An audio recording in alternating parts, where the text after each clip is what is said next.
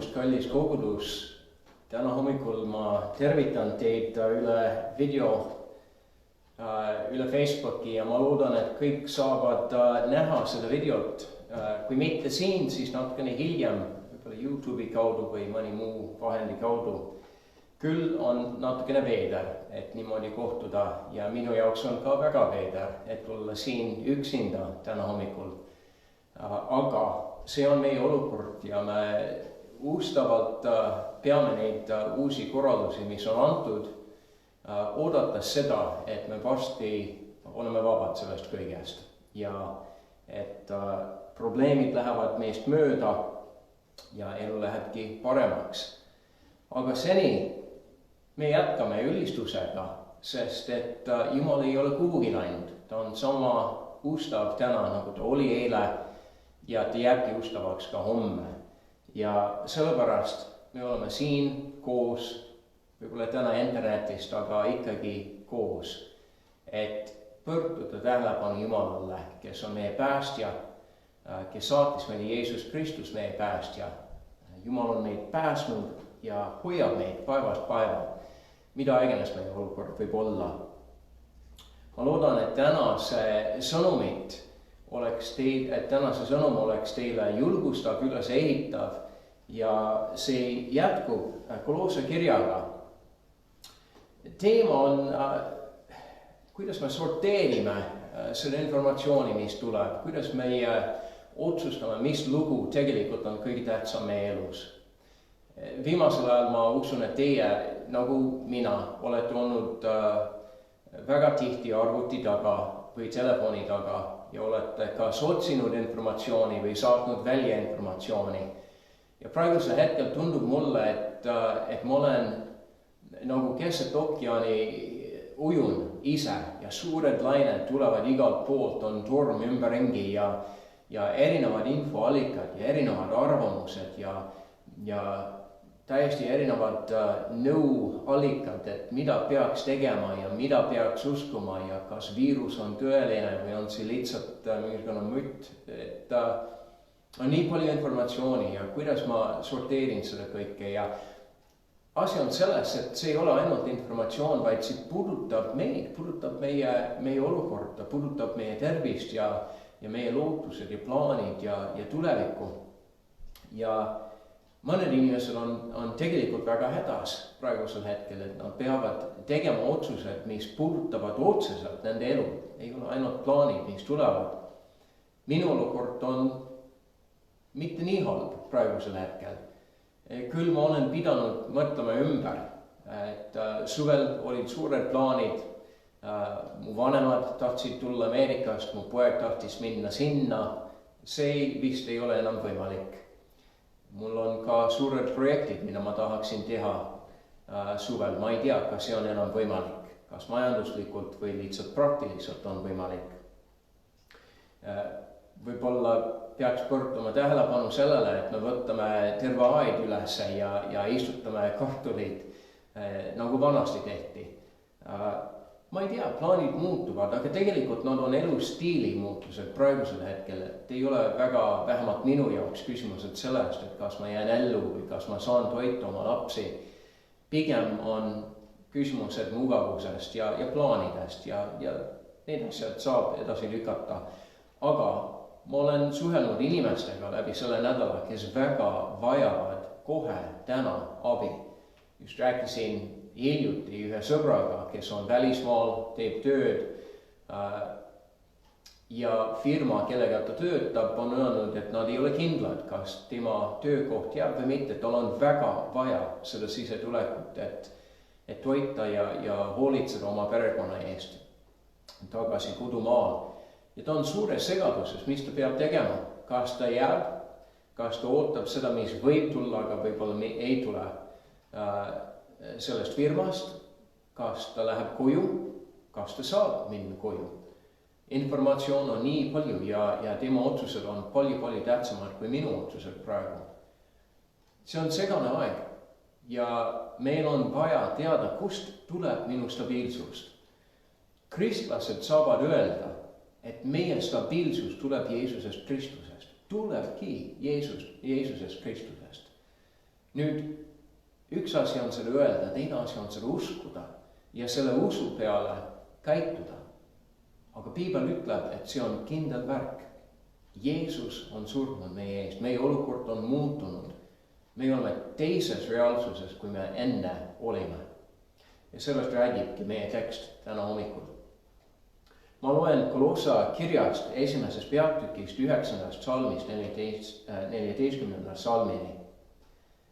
Sellepärast ei ole ka meie sellest päevast peale, kui me seda kuulsime, lakanud teie eest palvetamast ega palumast, et teid täidetaks tema tahtmise tundmisega kogu tarkuses ja vaimulikus mõistmises. Et te käiksite issanda vääriliselt talle kõigiti meeldida püüdes, kandes vilja igasuguses heas töös ja kasvades Jumala tundmises ning saaksite vägevaks kogu väega tema kirkuse tugevust mööda, kõigeks püsivuseks ja pikaks meeleks. Rõõmuga tänades Isa, kes teid on teinud kõlblikuks oma osa saama pühade pärandist valguse riigis, kes on meid kiskunud välja pimeduse meelevallast ja asetanud oma armsa poja kuningriiki, kelles meil on lunastus, pattude andeks andmine. Võtame natukene aega ja oleme palves enne, kui me lähme edasi selle õpetusega.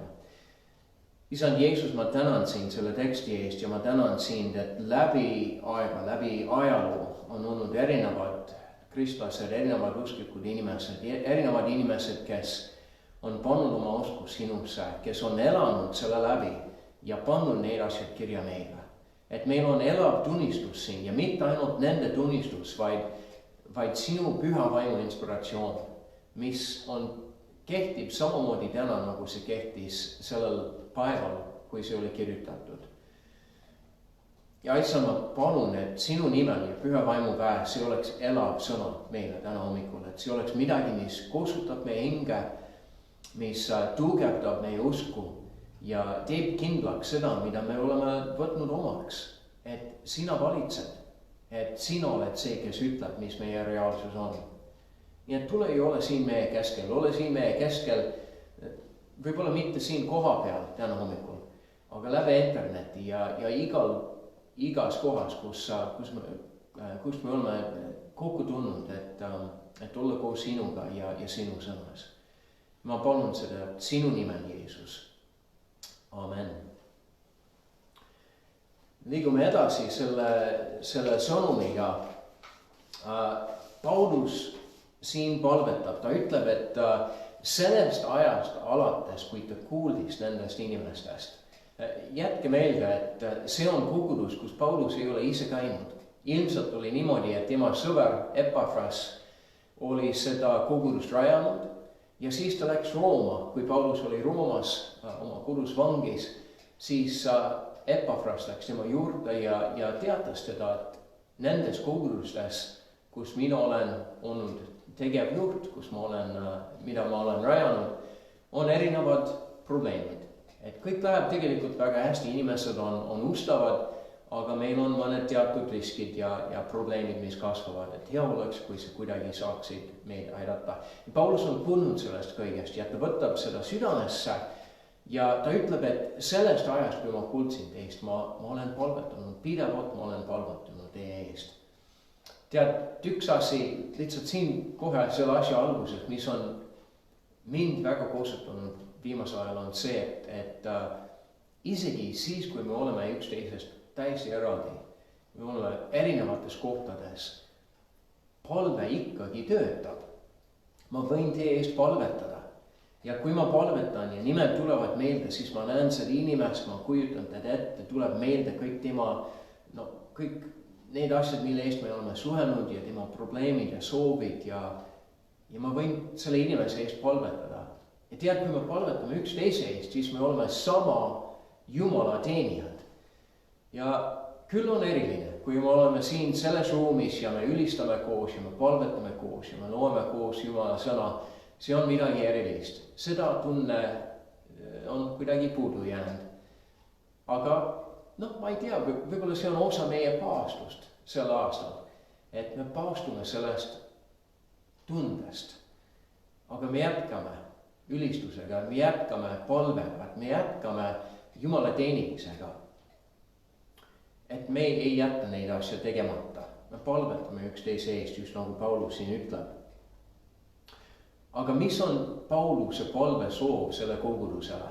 Nüüd on kuulnud selle informatsioon, ta on mõelnud selle peale ja tal on üks palvesoov siin, üks põhiline palvesoov ja seda soov on see, et teid täidetaks. Te oleksite täidetud tema ehk Jumala tahtmise tundmisega, kogu tarkuses ja vaimulikus mõistmises. Et nad oleksid täidetud Jumala tahtmise tundmisega. Kõik muu, mis tuleb sellest kirjakohast, läheneb sellest, et nad tunneksid Jumalat nii hästi kui võimalik. Ta ütleb, et kogu tarkus ja kogu vaimulikus mõistmises. See tähendab, et nad tunnevad Jumalat, nad tunnevad teda mitte lihtsalt kui informatsiooni, mitte nagu fakt või mingisugune religioon, mida nad on õppinud, vaid nad tunnevad teda, see on elav suhe elava Jumalaga, mis paneb neid kaima ja mõtlema teistmoodi. Ja sellest tuleb erinevad elumuutused, erinevad eluvormid. See muudab meie elu, muutub inimese elu, kui ta õpib Jumalat niimoodi tundma. Nii tema siseelu, kuidas ta ise mõtleb, mis tema oma mõtted on ja oma mõtlemisviisid ja ka see, kuidas ta käitub maal, kui ta suhtleb inimestega või tegeleb oma tööga. See muudab teda seestpoolt ja ka väljaspoolt. Ma mõtlesin natukene selle peale ja tekkis küsimus, et kas see on ka minu palvesoov? Jaa, see on minu soov, et üle kõige ma tahaksin teada, tahaksin tunda Jumalat, mitte ainult kui fakt, mitte ainult kui asi või mingisugune elu filosoofia, vaid et oleks reaalne mulle.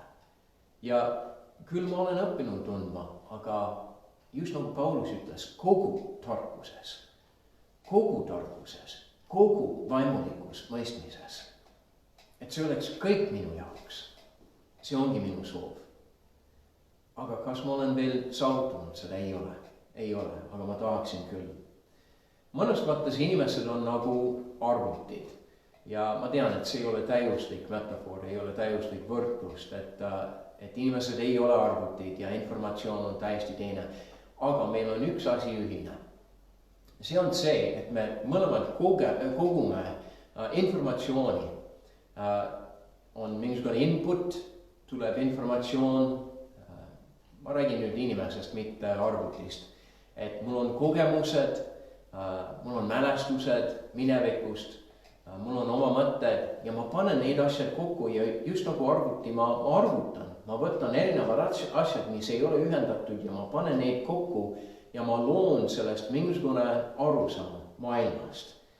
Ja tihti, ma arvan, et kogu aeg on niimoodi, et me võtame informatsiooni erinevatest kohtadest, aga ainult läbi oma perspektiivi. Kui me alustame selles elus, oleme lapsed, siis me võtame kõik need kogemused, mis meil oli lapsena ja paneme seda kokku teiste kogemustega ja me ise mõtleme selle asja läbi ja me loome endale loo, elulugu, seletus asjadest ja elust, mis viib meid läbi ellu ja seletab erinevad olukorrad, mis võivad edaspidi tulla. Ja ühel hetkel me leiame, et tegelikult seda loo, mida mina olen loonud, neid asjad, mida mina olen pannud kokku, ei seleta kõike. Mina mäletan seda, et oma lapsepõlves ma elasin Arizonas, kui ma olin lasteaias ja mõned väga tugevad varasemad mälestused sellest ajast oli see, et ma olin ainus valgenahalise noormees oma grupis, et kõik teised olid indiaanlased ja nad naarisid mind ja ma olin väga tihti täiesti üksinda seal mänguväljakus. Ja see läks südamesse, kuidagi puudutas mind sügavalt ja läksin edasi läbi ellu sellise haavaga, et inimesed jätavad mind välja oma mängudest. Nüüd see oli lapsepõlves, et las jääb sinna, aga ma avastasin seda, et kui ma tulin Eestisse ja ma olin võõras, ei osanud veel eesti keelt, ei mõistnud veel, mis toimub minu ümber. Ma nägin, et inimesed räägivad omavahel ja naeravad ja kohe tundsin seda sama tunne, mis lapsepõlves oli nii tugev, et nad jätavad mind välja. Nad vist räägivad minust, naeravad minu üle. Ja kust tuli see arusaam? See oli seda informatsioon, mida mina sain lapsena, panin kokku, tegin oma järeldust sellest ja see tuli minuga edasi elu sisse. Ühel hetkel ma mõistan, et see mõjutab minu mõtlemisviisid, et ma pean seda maha jätma. Pean paluma, et Jumal ütleb mulle, kuidas asjad tegelikult on. Tuleb ka meelde üks kord minu elus, kus ma sattusin tegelikult väga ohtlikusse olukorda. Tihti on niimoodi elus, et me paneme neid lood kokku, me loome mingisugune arusaam elust ja endast ja siis me avastame ühel hetkel, võib-olla ühel väga ohtlikul hetkel, et see lugu enam ei loe, et see ei seleta asju ja nüüd mul on hädasti vaja midagi muud kui see. Ma olin Alaskas, kui see juhtus. Ma olin kalur väiksel laeval ja meil oli selline olukord, et me pidime välja vahetama oma noorta. Ja läksime suurema laevale. See laev oli nagu tehase laev, hästi suur, see oli nagu vaikene linn keset ookeani. Ja ma mäletan seda, et me pidime minema just siis, kui vool oli kõige vaiksem.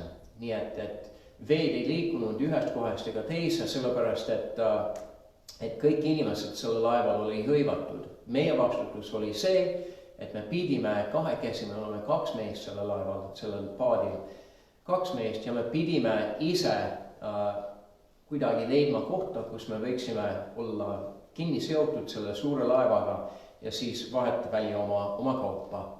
Minu vastutus oli see, et ma pidin olema väljas ja ma võtsin, eesmärk oli see, et ma võtan üks suur nöör kinni ja siis ma seon meie laeva, meie vaikne laeva, selle suure laeva külge. Kapten oli laeva sees, ei näinud mind ja ta ütles, seletas, kuidas kõik asjad pidid olema ja ma noogutasin, ma olin nõus seda tegema, läksin välja, hakkasin tegema. Olime laeva juures, ma võtsin ühe suure kettist kinni, hoidsin seda ja tuli üks vaikene laine, mis lükkas meie paati üks samm eemal sellest laevast. Ma mõtlesin, et küll ma saan hakkama, see oli minu loo endale, et küll ma saan hakkama, saan üksinda hakkama. Ja ootasin natukene.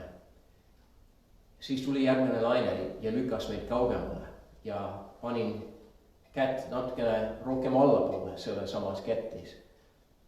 Ja lained tulid ja iga lainega ma ütlesin endale, et ma saan sellega hakkama, saan üksinda hakkama, ma ei pea paluma abi. Ja sammut kätt-kättelt ma jalutasin öelda kättepidi vette. Ja lõpuks ma olin lihtsalt vees, ma hoidsin sellest kettast kinni ja ma mõistsin, et nüüd on liiga hilja, et minu loo enam ei loe. Enam ei seleta olukorda. Ma ei saa ise hakkama. Mul on vaja päästet. Õnneks sel päeval tuli pääste, aga see oli väga ohtlik olukord. Aeg-ajalt elus ongi nii, et me mõistame, et need faktid, mida mina olen pannud kokku, seda seletus, mis mul on endast ja oma elust, enam ei sobi. Enam ei seleta asju. Mul on vaja, et keegi teine, keegi võimsam, keegi targem kui mina tuleb ja seletab asju. Ja see ongi see, mis toimub, kui Jeesus päästab meid.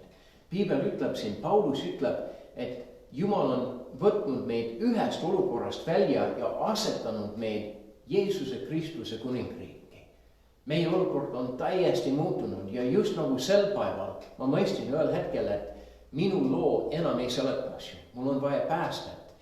Keegi tuli ja päästis mind, võttis mind laeva peale ja minu elu oli päästetud. Täpselt samamoodi on vaja ükskord elus, et me võtame vastu seda päästet, mis ainult Jeesus Kristus saab meile pakkuda. Ja kui see juhtub, siis Jumal hakkab meie elus kirjutama ümber seda loo, mida meie oleme kirjutanud endast. Ta õpetab meid temast ja mida rohkem me õpime temast tundma, teda tundma, selle rohkem me mõistame seda maailma, milles me elame. Selle rohkem me mõistame ka oma elu ja oma loo. Aga see võib võtta aega. Ja mina olen leidnud, et isegi siis, kui Jumal on olnud väga ustav minu vastu, on kirjutanud ümber minu loo, on seletanud mulle, kuidas asjad tegelikult on, tihti ma lähen tagasi oma loole, sest see pakkus mingisugune kustutus omal ajal. No, seda mõtte, et ma saan ise hakkama, on väga veetlev ja ma lähen väga kergesti sellele tagasi. Ja siis ma avastan taas, et ei saa, tegelikult ei saa. Et loo, mis tegelikult loeb kõige rohkem, on see, mis Jumal mõtleb. See, mis Jumal ütleb enda kohta ja minu kohta ja maailma kohta. Paulus ütleb, et see on tema palve soov ja see, kui me mõistame seda, kui me hakkame seda mõistma, kui me hakkame Jumalat tundma, siis kõik muu meie elus võib muutuda. Ta ütleb, et me hakkame siis teistmoodi käituma. Palve on see, et täidetaks tema tahtmise tundmisega kogu tarkuses ja vaimulikus mõistmises, et te käiksite Issanda vääriliselt. Et te käiksite Issanda vääriliselt, talle kõigiti meeldida püüdes. Nüüd me võime alustada sellega, et me käiksime teistmoodi, aga see väga ei õnnestu. Ma võin püüda ja ma proovin ja ma pingutan, aga see ei tule hästi välja. Ma ei saa ise hakkama. Peab algama sellega, et ma mõistan, kes Jumal on. Et ma õpin teda tundma. Kui me alustame sellega, siis kõik muu meie elus võib muutuda. Paulus ütleb, et me kanname siis vilja igasuguses heas töös ja me kasvame Jumala tundmises. Et me kanname vilja. Ma ei tea, kas sina oled kunagi mõelnud seda, et küll ma pingutan, aga ei tule midagi sellest välja. Ei tule neid asjad, mida ma olen ette kujutanud. Pane fookus selle peale, et ma õpin Jumalat tundma enne, kes tema on, mis tema mõtleb maailmast, mis tema ütleb minu kohta. Ja siis ma olen viljakas. Tead, milline kergendus on lihtsalt tegutseda sellepärast, et see on see, mida ma mõistan Jumalast. Ei ole enam tähtis, mis tuleb sellest. Ei ole enam tähtis, mis inimesed mõtlevad minust. Minu viljakus tuleb mitte sellest, et ma tahan näidata midagi endast, et ma tahan kuidagi saada tunnustust enda kohta, vaid sellepärast, et ma mõistan, et Jumal ongi selline. Ma käitun niimoodi sellepärast, et Jumal on hea. Ma armastan teisi sellepärast, et Jumal armastab mind. Tuleb teisest allikast ja see on suur vabadus, kui ma ükskord mõistan seda, et ainus tähtis asi on Jumal ise. Teine asi, mis muutub, on see, et me oleme täidetud väega. Paulus ütleb, et me saaksime vägevaks kogu väega tema kirkuse tugevust mööda kõigeks püsivuseks ja pikaks meeleks.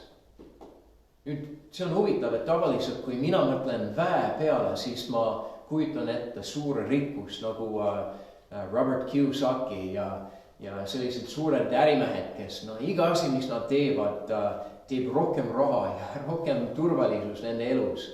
Ei ole selline väe, ei ole selline vägi. Või vägi nagu poliitikud või suured mehed, kellel on suur mõju üle teiste inimeste mõtlemisviisid, ei ole selline vägi. Paulus ütleb, et see oleks selline vägi, mis annab meile rahu, et me võime püsida, et me võime tugevust mööda kõigeks püsivuseks ja pikaks meeleks. Tähendab, et me oleme valmis oodata seda, mis Jumalast tuleb. Vägi oodata, vägi uskuda seda, et küll minu osa tuleb, see tuleb Jumalalt, mitte minu pingutusest. Milline vabadus. Ja kolmas asi on see, et me oleme täidetud siis rõõmuga. Rõõmuga tänades Isa, kes teid on teinud kõlblikuks osa saama pühade pärandist valguse riigis. Rõõmu allikas ei ole see, et kõik läheb hästi minu elus. Rõõmu allikas on see, et minu olukord on muutunud. Ja tead, siin on üks suur saladus, et minu olukord võib olla väga segane. Võib-olla on sõda, võib-olla on mingisugune suur haigus nagu koroonaviirus. Segadus minu elus võib olla väga suur, aga kui ma mõistan seda, et Jumal on võtnud mind ühest olukorrast ja asetanud mind teise, siis ma olen täidetud rõõmuga, sest minu elu ei sõltu enam sellest olukorrast, vaid ainult Jumalast. See on nii kindel tunne. Ainus asi, mis loob, on Jumal, tema ise, kõik muu tuleb sellest. Tekst ütleb, et Jumal on see, kes on meid kiskunud välja pimeduse meelevallast ja asetanud oma armsa poja kuningriiki, kelles meil on lunastus, pattude andeks andmine. Kas sa tõesti usud seda, et sa oled välja kiskutud ühest reaalsusest, pimeduse meelevallast? See ongi päästmine. See on sinu vana reaalsus. See jääb minevikku. Nüüd sa oled asetatud Jumala poja kuningriiki, kelles meil on lunastus. Lunastus on antud, see on midagi, mis meil on. Me oleme lunastatud inimesed. Meil on pattude andeks andmine. See on nii võimas asi. Mis see tähendab siis, et õppida Jumalat tundma? See tähendab seda, et me hakkame tundma Jeesus Kristus, kes oli siin maa peal, kes näitas, kes Isa tegelikult on ja mis on talle tähtis.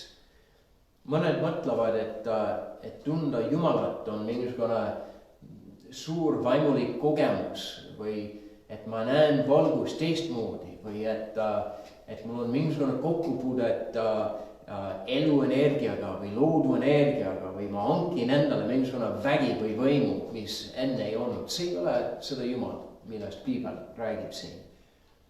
See Jumal, kellest Piibel räägib, on isiklik. Ta tuli ise maailma, et päästa meid, et teha seda, mida meie ei suutnud teha, mida loodu ei suuda teha. Ta tuli siia, et päästa ja lunastada meid. Õppime teda tundma. Õppime teda tundma, mitte nagu fakt, nagu arvuti teeb. Et kogub lihtsalt informatsiooni, üksed ja nullid ja paneb neid kokku ja loob mingisugune pilti. Ei ole seda.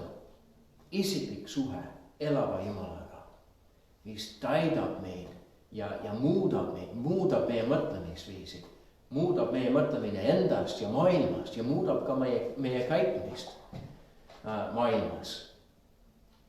Ja Paulus ütleb, et vaata Kristuse peale. Kristus on see, kelle kuningriigis me nüüd elame, kelles meil on lunastus, pattude andeks andmine. Ja nüüd ta hakkab laulma sellest Kristusest. See on teine jutlus täiesti, aga ma lõpetan sellega, sest see on nii ilus. Kristus, Jeesus Kristus on nähtamatu Jumala kuju. Kogu loodu esmasündinu, sest tema läbi on loodud kõik, mis on taevas ja maa peal, mis on nähtav ja nähtamatu, olgu troonid või ülemised või valitsused või meelevallad, kõik on loodud tema läbi ja tema poole. Tema ise on enne kõike ja kõik püsib temas. Ja ta on oma ihu koguduse peal. Tema on algus esmasündinu surnuist, et ta kõiges saaks esimeseks. Sest Jumalal on olnud hea meel lasta kogu täiusel temas elada. Kui me tahame kogu seda tarkust, kogu seda vaimulist mõistmist, siis see on temas, Jeesuses Kristuses. Ja ta lepitas tema läbi enesega kõik, nii hästi maapealsed kui taevalised, tehes rahu tema risti vere läbi. Õpime Jeesust tundma ja kõik need teised asjad tulevad peale seda. Rahu, mis on vaja selles segases olukorras, ümber kirjutamist minu loost, teine arusaam maailmast ja kuidas ma käitun selles maailmas, see kõik tuleb.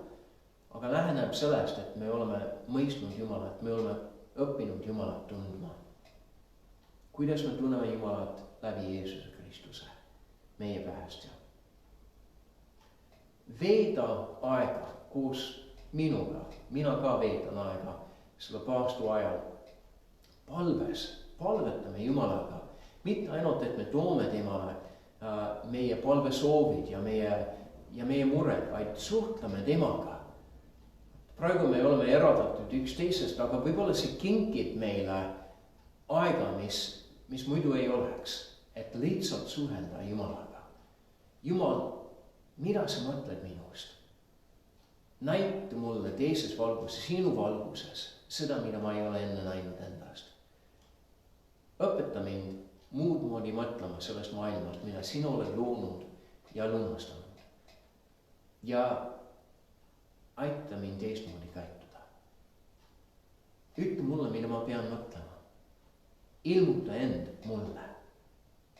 Võib-olla see on kink meile, et meil on selline aeg antud, kus teised inimesed väga ei ole, teised suhted väga ei ole.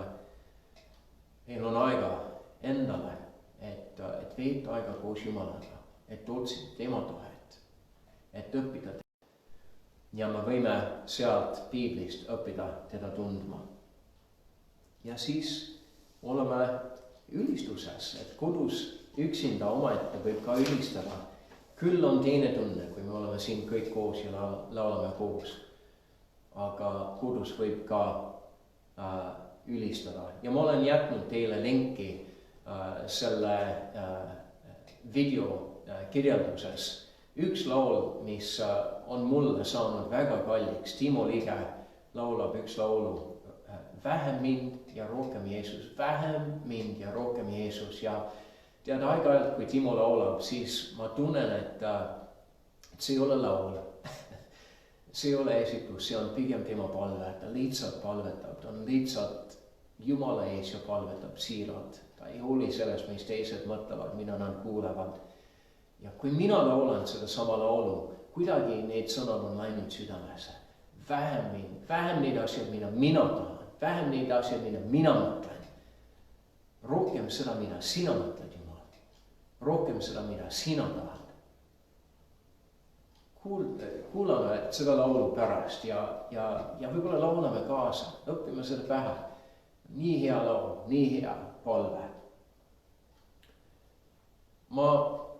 Minu palvesoov täna hommikul on see, et seda sõnum oleks meile julgustav. Ma tean, et segadus on suur ja võib-olla sinu elus, võib-olla mitte ainult ümberringi, vaid sinu elus on ka segadus, et sul on suured küsimused. Võib-olla sa oled jõudnud kohale oma elus, kus sa mõistad, et minu loo enam ei sobi. See enam ei seleta asju. Et mul on vaja, et Jumal ütleb mulle, kuidas asjad tegelikult on. Täna võib-olla sinu päästepäev. Ja ma varsti palvetan, et kui sa oled selles olukorras, sa võiksid võtta vastu Jeesus Kristust kui isikliku päästja. Et sa võid pöörduda oma pakkudest ja võtta vastu seda, mis tema ütleb sinu kohta. Et tema veri võib ka sinu patud katta ja ta võib anda sulle andeks kõigest sellest, mis elus on enne olnud. Lõpetame koos palves ja paneme neid asju Jumala ette. Isa taevas, ma tänan sind, et sina oled meid hoidnud ja ma tänan sind iga selle koguduse liige eest, kes on võib-olla kodus täna või teises kohas ja kuuleb seda jutust ja igatseb seda, et olla koos oma kaaslastega, oma usukaaslastega ja issand, küll me igatseme seda, aga rohkem kui seda me igatseme sind paremini tundma. Et seda tunnetus, kes sina oled ja mis sa mõtled meist, mis on tähtis sulle, mis on sinu südame lähedal, et see, et me oleksime täidetud selles. Siis ma palun, et isegi siis, kui me oleme eraldatud üksteisest selles perioodis, et sinu vaim võiks meid kõneleda. Et sa võid ehitada meid ülesse, igaüks oma kodus, oma reaalsuses. Ja et me õpime sinu häält kuulma. Võib-olla täiesti uuel viisil. Isa, ma palun, et läbi sinu püha vaimu töö, sinu püha vaim on ustav ja teeb oma tööd vaikselt. Mõnikord on nii, et see ei ole näha, ei ole tunda, aga ta on väga ustav. Nii et tee seda tööd edasi mees ja ärata midagi uut meie sees, et me võiksime isa rohkem õppima tundma. Ja ma palun, et sa õnnistad meid ka ja hoiad meid. Hoia eriti neid, kelle tervis on habras. Hoia neid, kes on juba haigeks saanud või haigeks jäänud. Isa, ma palun, et sa hoiad terve seda kogudust ja hoiad neid ka, kes otsivad sind väljaspool kogudust ja vajavad väga kosutust ja sinu pääste sõnumit. Ja inimesed, sõbrad, kui sa oled täna selline inimene, kes väga vajab, kes tahab tulla Jeesuse juurde, siis palvetame koos praegu. Jeesus, ma mõistan, et seda loo, mida mina olen öelnud enda kohta, ei ole piisav. Nüüd ma näen oma elus, et ma olen hätta jäetud ja mul on vaja midagi rohkemat kui kõik see, mis minu ümber on. Need asjad, mida ma olen asetanud enda ümber oma elus, enam ei seleta seda kõike. Ja mul on vaja, et sa tuled ja räägid mulle teist loo. Issand, täna ma tahaksin jätta sinu risti alla esimene kord elus, võib-olla teine kord. Jätta maha kõik need patud, mis minu elus on. Ma võtan aega täna hommikul ja ma nimetan neid asju sinu ees, ausalt ja avalikult. Ja ma jätan neid maha täna ja ma võtan vastu sinu päästet. Issand, muuda mind seespoolt, anna mulle oma vaimu, et ma võiksin põrkuda nendest pattudest ja käia sinu teedel. Ja issand, anna mulle seda anni, et ma võiksin taevane isa õppida tundma. Ma palun seda Jeesuse Kristuse nimel. Amen. Sõbrad, meie aeg koos on lõpetanud ja mul on hea meel, et te olite siin koos minuga, et me võiksime veeta seda aega koos. Ma õnnistan teid Jeesuse Kristuse nimel ja minu soov on see, et teie oleksite täidetud tema tundmisega ja väga hoitud. Õnnistusi teile Jeesuse Kristuse nimel. Amen.